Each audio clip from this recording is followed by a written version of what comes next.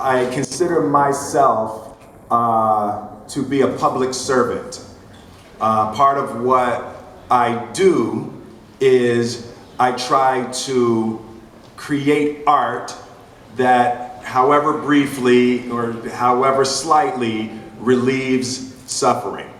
I think it is my responsibility to make people laugh and to make people cry, ultimately to make people feel good. And when all of those things, once the entertainment part has been taken care of, I think there's always, you want the slight stream following behind it of wisdom and ideas that people can take back into their lives and into making the world brighter. So just as a basic mission statement for myself, it's improve lives.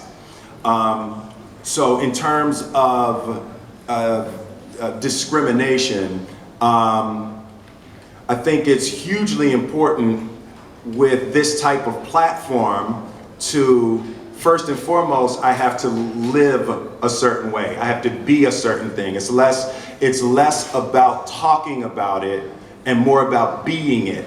I have to create an image and create an energy and create relationships with people where when they see a black man, the energy that we had can be what they remember. Nelson Mandela said to me one time, we launched MTV in South Africa. And Nelson Mandela said, he said, never forget to let people touch you. He says, when you go into crowds, let people touch you. They have to know that your black skin won't hurt them. You know, and I just thought that was such an interesting idea, to physically put your hands on people, and that's the memory and the energy that they have. In terms of Islamophobia in America, you know, for me, that's why it's important to show up. It's like, I'm in Dubai and I'm having fun and I'm tweeting and I'm showing pictures. Hey, it doesn't look like they hate me, does it?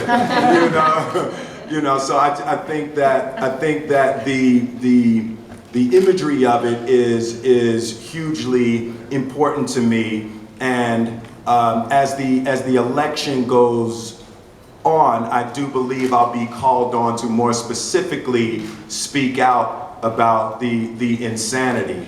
But I feel very, very confident that what we're seeing happening in America right now is a cleansing. The things are coming to the surface. I think of things in terms of marriage counseling. I've done a lot of marriage counseling, right? So what happens in a marriage once you do counseling and the truth comes out, and you sit across from your wife and you've said all of your truth and she said all of her truth, and you look at each other and you can't imagine you could possibly ever love each other again now that the truth is out.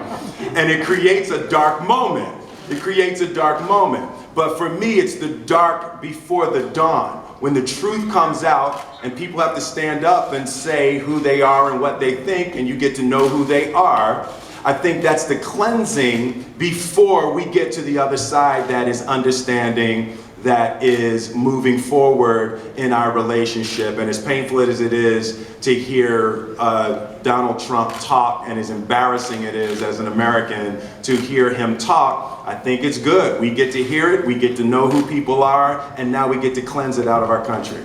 Super. Well said. That's brilliant. So that can